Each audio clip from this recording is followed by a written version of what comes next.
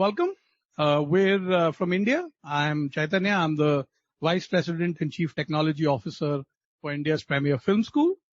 What we're going to talk about today is the work that the school and its faculty have done to do a bunch of problem-solving solutions in virtual production, starting from an underlying metadata transfer protocol, as well as a decision-making tree that we have built to make sure that virtual production is used judiciously and it's technically sound, right? So, sorry, is this working? Yeah. Problem solving in virtual production. Now, this is the technical, boring definition of what virtual production is. It is a new film workflow that essentially creates a real-time ability to merge the digital and the physical. This is the standard technical definition, right? But what we've realized what works best when you speak about virtual production is that you're no longer shooting video, you're capturing data. This is the easiest way for DOPs, directors, everybody to understand. And the moment they understand this, the penny drops and then the entire workflow goes around much better, right? So,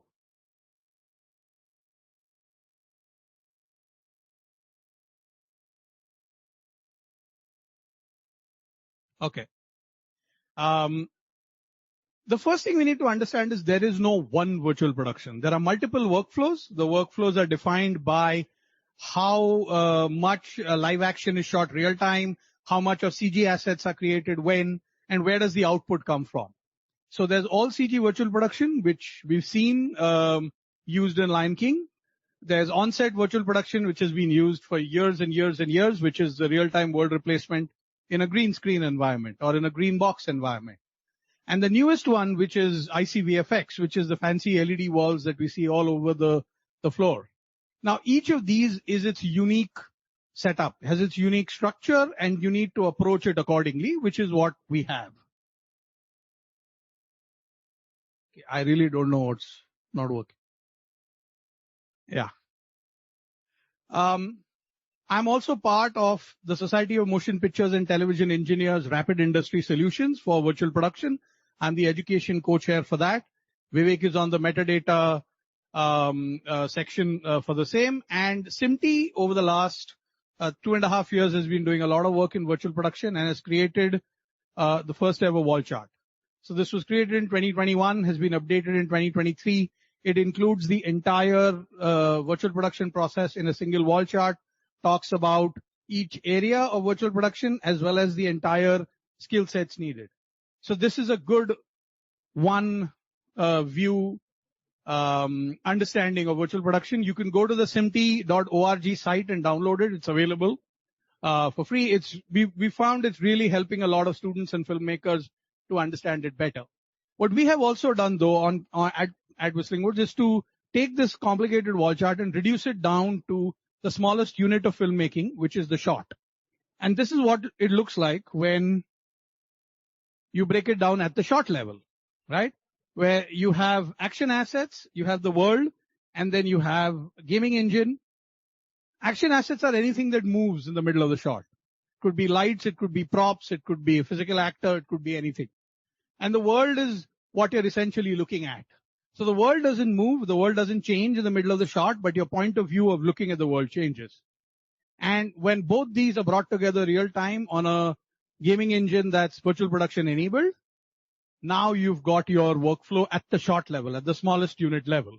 And this is really how we've been able to understand what are all the problems, right, in each of these. So live action is okay, you can teach actors how to act, props are fine, but when it comes to motion capture, photogrammetry, volumetric capture, lighting, all these things are new. And hence we had to build out solutions for them. Now the underlying foundation of all this is essentially the metadata transfer protocol, because that's how every single segment, every single piece of the virtual production workflow pipeline talks to each other. And in order to do this, what we kind of did was to bring on board a film engineer, somebody who's been around in the industry for a while.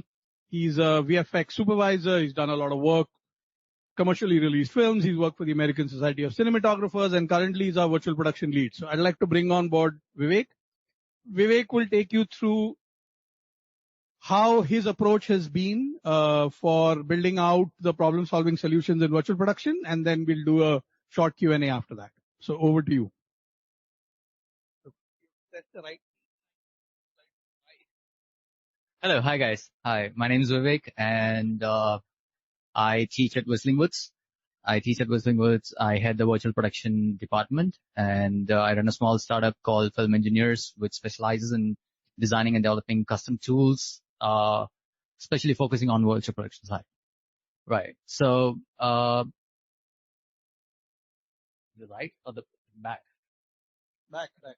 Okay, cool. So, content creation in VFX, I'm sure you all know about what OSVP and ICVFX is, and VFX, especially OSVP pipeline, has over 29 major focus areas, ranging from pre-production, production, and post-production, where all of this data needs to be connected somehow, right? From the storyboarding concepts to deliverables, right?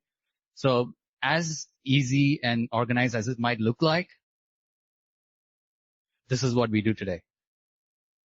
It's a bit chaotic, right? So there's no single software, there's steep learning curve, and there's limited skilled manpower, and there's a constant battle with time and, money, right?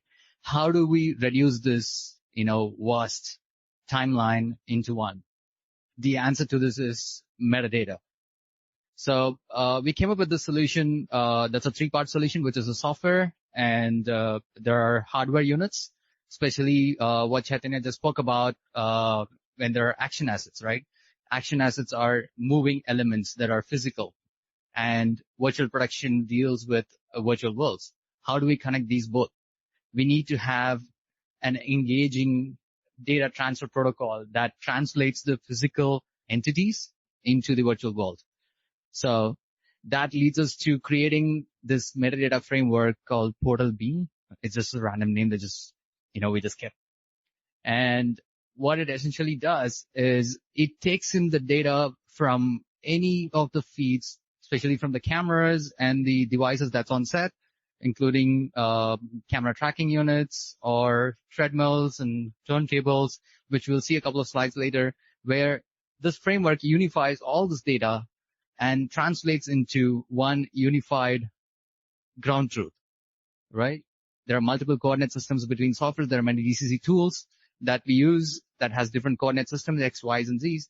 And what this protocol essentially does is the framework basically takes in everything and then unifies that and then puts it to the final render engine. And there are multiple plugins that's available for this. So this is just a little boring structure of how this, metadata protocol works and how the bits are transferred from one place to the other. And some of the metadata that are supported right now is slate information, file information. We have camera metadata that's from different vendors, but can be unified with these common factors. And we have lens metadata, which is more crucial than you think it is. And then we have color science, VFX, and virtual production. So this is a growing list of metadata that is being adapted in this framework. And that's how we are able to connect all of this physical entities into the virtual world. So how and why did we start? Because there are many softwares that does take metadata inputs, but there was no single software or there was no single solution that was available to capture all the mechanical inputs. These are hardware, modules or devices or some sort of libraries that you can even incorporate this into an Arduino or a small microcontroller that you can simply put it in your props or any moving asset on your set to be integrated into the virtual world. And this is our first prototype tracking system that we made back in 2019. And we work closely with, a lot of studios. Those are signed up with us to do a beta test. And this is the latest output. This is the latest audio.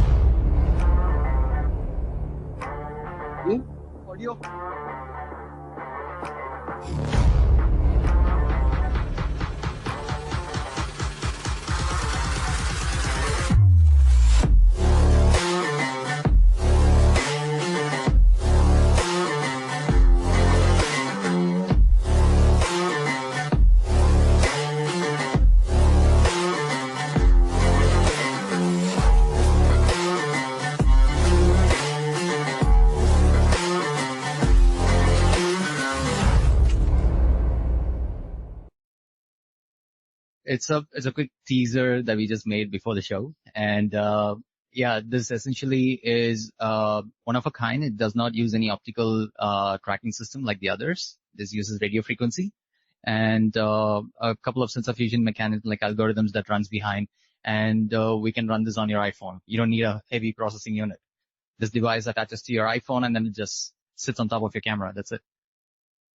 And this is on OSVP live production software that integrates the entire metadata protocol and the devices that uses the metadata protocol to be integrated directly into the timeline, which eventually gets connected to the Unreal Engine, and then all of this studio elements are connected in one place. So what we're talking about is the virtual production pipeline. This is where the connected metadata goes. All the devices are talking to one another using just one streamlined framework. And this is a sample test that we did by connecting a Cook lens to a small Arduino device. So any tinkerers can simply make use of this framework, drag and drop it into your, tool, ESP tool probably, and then you'll be able to read the data from there.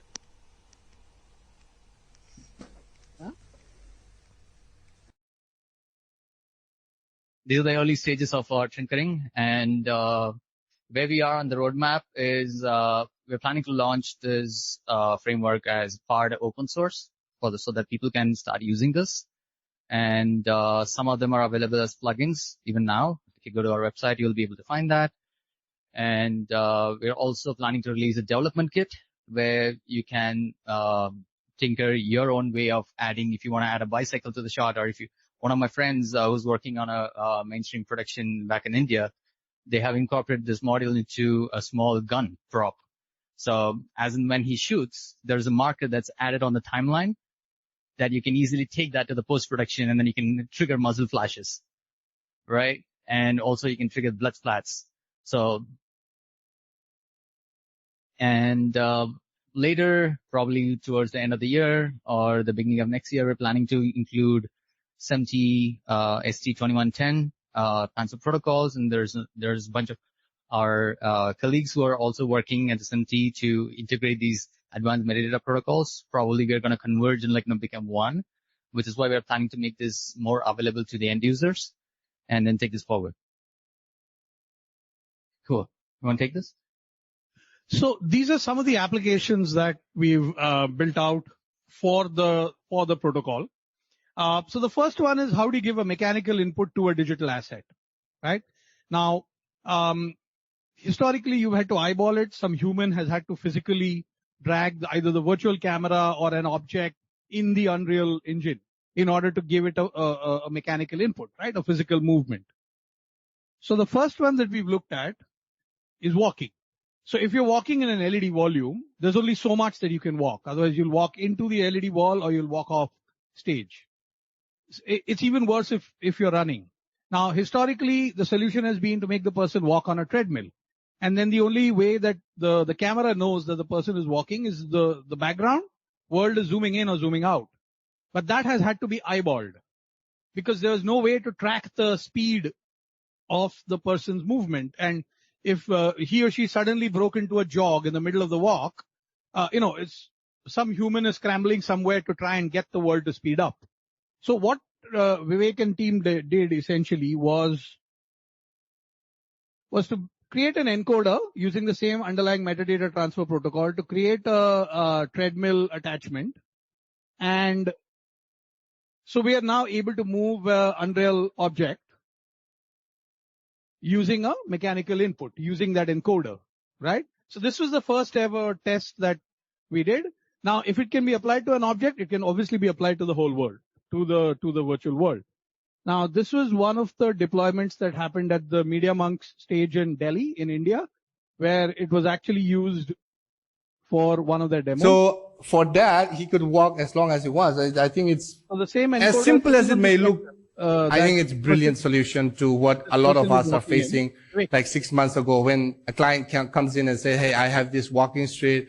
I just need an OTS, or maybe I just need a frontal shot. We're able to, And it was like something like, yeah, like you have to kind of limit it to like 3 seconds because that's how much they're walking. We just shot the commercial that you see, Fuse. There was supposed to be a scene where they're walking through the tunnel.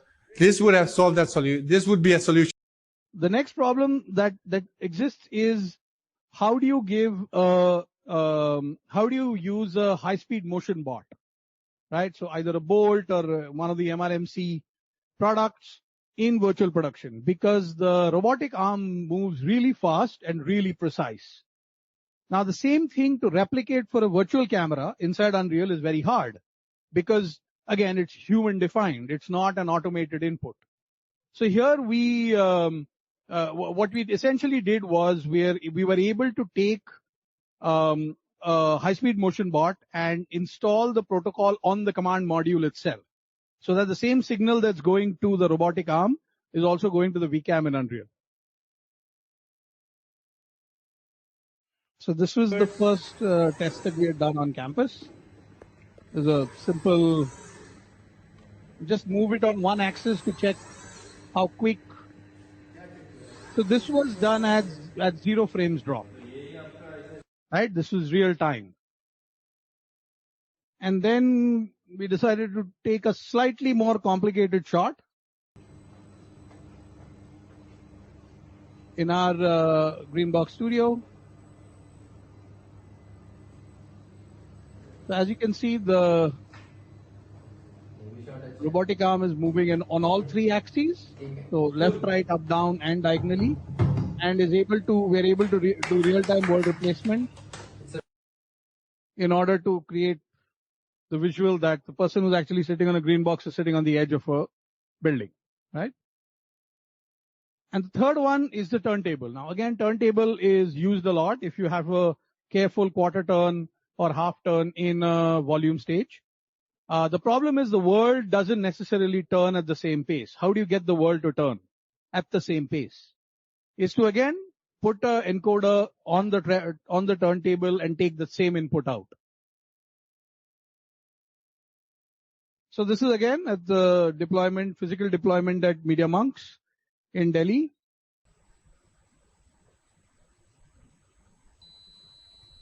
I need to get away from this.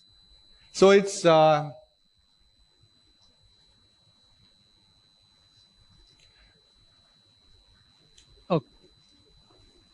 it's fine. So as you can see, just as the actors and the prop turns, let's just see the say world turning at the same pace, at the same speed, in order to maintain parallax, in order to maintain I'm fidelity, thinking Matrix again, guys. fake, so it doesn't look, Bullet time. well, unreal, to use a pun. All right, I know it's not perfect. Can we stop? Sumit, thank you. Now, yes. So it's so as you can see on the screen, like, you know, again, you don't really need to do anything. You can actually. It may not be the perfect example for this scene, but reduces a lot. Imagine like the whole entire thing.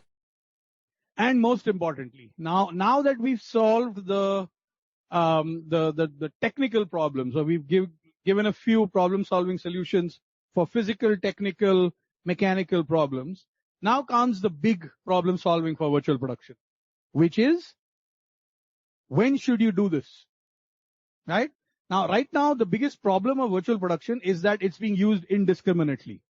Everybody thinks that everything can be shot in virtual production, which isn't necessarily a great idea. And, you know, the biggest enemy of virtual production is thinking that virtual production should be used everywhere. So we wanted to very early, right at the student level and at the initial level, disabuse everyone of the fact. So we actually built out a decision tree flowchart. Now, this has been built out by us, and we're more than happy to share it with whoever wants it, so that, you know, there's judicious use. It has a specific function, it has a specific use, and that is what it should be used for. Please don't, if you're shooting a rom-com with just a couple inside an apartment, please book an apartment and shoot it there. Please don't recreate the whole apartment is a photogrammetry asset and then, you know, build it onto an LED volume for whatever reason. It makes no sense. It will take you 4 times as much time. at least 4 times as much cost. And then what happens is virtual production gets a bad name. It's not that fault. You're just using the wrong workflow. So yeah, sorry, you can't see anything in this, so we've kind of broken it down. But the reason why I wanted to show you this is there are 10 different outcomes. So the question is, should this be shot in volume, right? And out of the 10 outcomes which are a yes, no, there is only one which says shoot on volume. We've broken it up further. Yeah. So should this scene be shot in volume? Is it short? There are options, shoot on location or in studio, right? Then there's another question, then again shoot on studio. So wherever possible, the idea is that you should use virtual production only what it's meant for. And it is meant to do high quality, high visual, fantastical, audio visual spectacle. And once you start to figure that out, then you actually use it judiciously and properly. So, sorry, how much time do we have left? 7 minutes. Okay, good. Now, the last bit, and I put this in for fun, because yes, we're doing a lot of this hard work and we're doing all this, but is there money at the end of all this? Now, okay, this is an estimate, but at least we have some estimate. So 2022, it is about $1.8 billion, just the virtual production, global virtual production market. And it's expected to reach somewhere around, I can't see, $6.8 billion over the next 5 years. So as long as you do this right, as long as you do this well, as long as you do this judiciously, this is a very, very, very strong filmmaking workflow which is here to stay. Right? Yes, there will be consolidation. Yes, there will be some virtual production studios which will come up, which will shut down. But overall, it's really, really important that we understand that this is a fantastic workflow, great workflow. Yes, there are problems in it. And yes, we can solve them both in creative and production and technical. But VP is here to stay. So we got to make the journey, fail repeatedly, fail fast until we stop failing. Thank you. So you can scan this and download the portal tracker, portal beam framework from GitHub. Probably going to be released in a couple of days. Yeah. The first version of it. You can have a look at it online. And there's our presence here in Los Angeles. We are associated with Fabric. We are based out of Playa del Rey. If you need some demos or any consultation, so you can find me there. And yeah. We have, I think, 2-3 minutes. Happy to take questions, if any. Thank you. Thank you. So, any questions? We're happy to take them about what we've done, the thought process used. I have a quick question. For the on-camera attachment for their iPhone, will you support any other devices like that? I know like having that type of thing on your iPhone is nice, but a lot of people also need to use their phones pretty regularly on set, and it's hard to like dedicate a personal phone to that type of work. Will you have any kind of other solutions for that? You can get it on the phone. Yeah, it's much cheaper than, getting a whole new tracking system, right? So this is, at this point, it's in pre-patent, where I would say a few weeks away from finalizing and locking the patent, and then it will go into production over the rest of the year. You should start to see some commercial noise being made about this if all the money comes in time, sometime around December or January. So it's a global production line. There is some production happening in Estonia, some of it is happening in Poland, some of it is happening in India, and we're looking at global distribution starting out of India.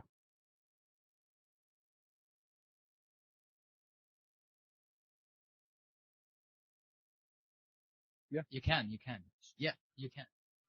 iPad mini. Actually, iPad mini is a really good one for it because it's the right size. It's not too big, it's not too small. Yeah, any iOS devices that has LiDAR in it should do. Yeah. Yeah.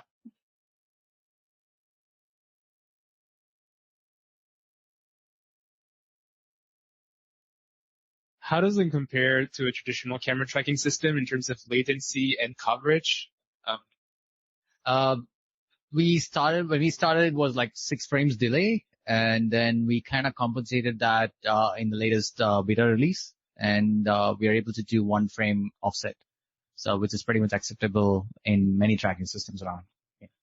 So on the high-speed motion bot, on the treadmill, and on the turntable, it is no frames delayed. Right? Those are all mechanical. Because they're all mechanical. They're all wired inputs, so that helps. On the tracking, because it's RF based, it's not line of sight based.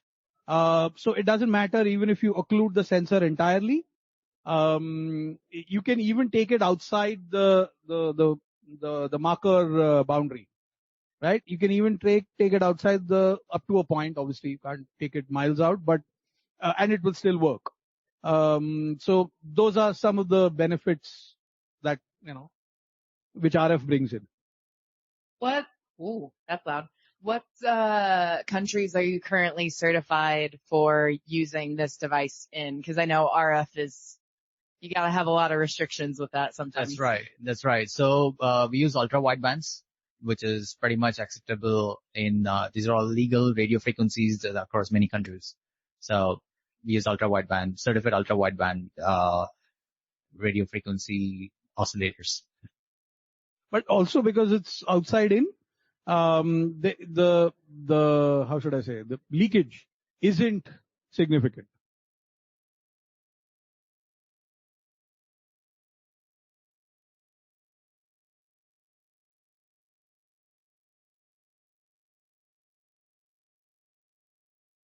Thank you. I had a question, because a lot of what you've done here is simplify the knowledge so that it can be understood and tracked and we can follow these workflows. I think another part is who needs to know this, because a lot of this knowledge can be intimidating for directors and creatives. And what would be interested to know is, how do we empower these creatives with this knowledge and not scare them? So, in fact, that's specifically why we built it into the SMPTE wall chart. Come on. So, if you look at this is actually giving you the entire skill set range as it exists today. So, for example, between creative, production, and engineering, so from red to green, depending on where you are in the industry today, what are you doing? What skill sets do you already have? And how do you want to use that to make a transition into virtual production? Now you know where your space is, where you'll sit in the VP pipeline. Hence, what is it that you need to learn? Just like filmmaking, one person can't make a whole film. You need a bunch of people. Similarly, even for the virtual production workflow, one person cannot do it.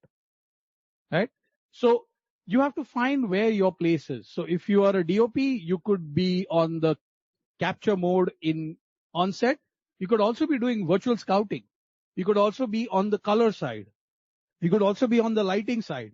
So it depends what your existing skill set is and how you want to transition into the virtual production workflow.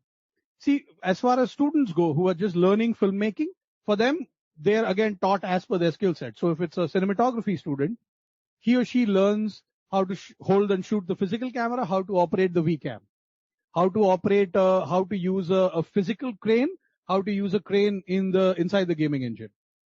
So what we're doing is we're not necessarily separating the workflow from the skill set. Right? So there is cinema, there is television, there is OTT, and there is immersive. So just like that, there is a live action workflow, there is a animated workflow, there is a VFX traditional workflow, and there is a virtual production workflow. And depending on your skill set, you find your place in it. So it's going to take some time for this to settle down. As you see from at NAB and every other place, VP is a bit of a hype right now. So it will settle down. It will become a norm soon. That's when more of these roles will start to solidify. Sorry, did that answer your question? Thank you. We good? Okay. Thank you so much. We're out of time. Please feel free to write in to Vivek or me. Happy to send you any information about it. And if you all are keen on doing any kind of beta testing, if you all have studios and access to that, that's something that we are opening up soon as well. There's already one in LA. We're happy to have more. Thank you.